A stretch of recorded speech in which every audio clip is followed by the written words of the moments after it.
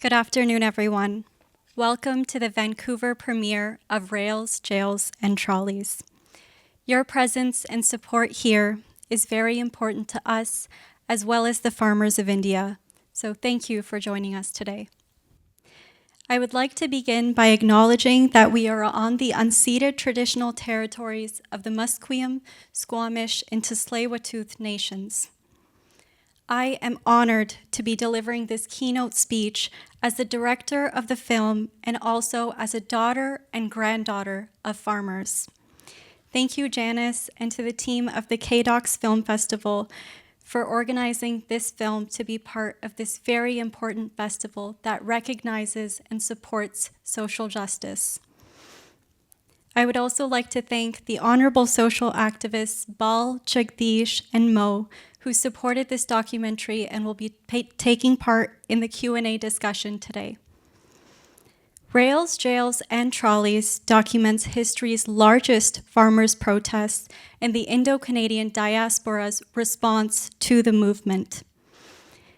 This documentary focuses on the movement that took place from the year 2020 to 2021.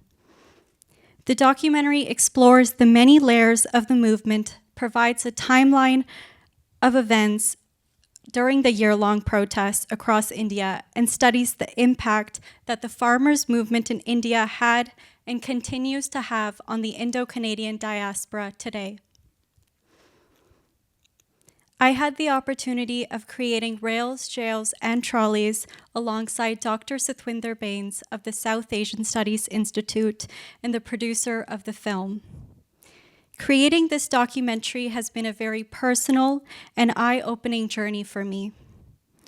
My parents and my family comes from a lineage of farmers from Punjab, India. Farming exists in my roots, and it is a practice of our culture. My parents have experienced the most memorable moments of their childhood in their fields. Like my family, farming families across India are being driven away from their homes and their ancestral roots due to the financial, health, safety, and environmental concerns. Agriculture is the most crucial sector in India as it employs half of the labor workforce and also feeds the entire nation. Yet farmers continue to face economic and sustainability issues that negatively impact their livelihood and their home. It is recorded by the National Crimes Bureau of India that 28 farmers commit suicide every day in India.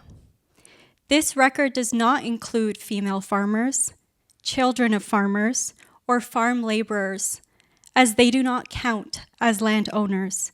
So you could only imagine the real number, which remains unknown, is much larger than that. After a full year of protesting against 3 agricultural bills passed by the BJP government of India in November 2021, the bills were repealed. As of this month, farmers have renewed their movement once again. On February 13th, protesters began moving from Punjab towards Delhi. As of yesterday, it is reported that they have been protesting at the Shambhu and Kanori border points and were once again met with tear gas, violence, and physical abuse at the hands of the police to stop them from moving towards Delhi. This time, some of the demands from the farmers include that the government ensures the minimum support price, MSP, on all crops, that the total debt burdens are waived from farmers and farm laborers.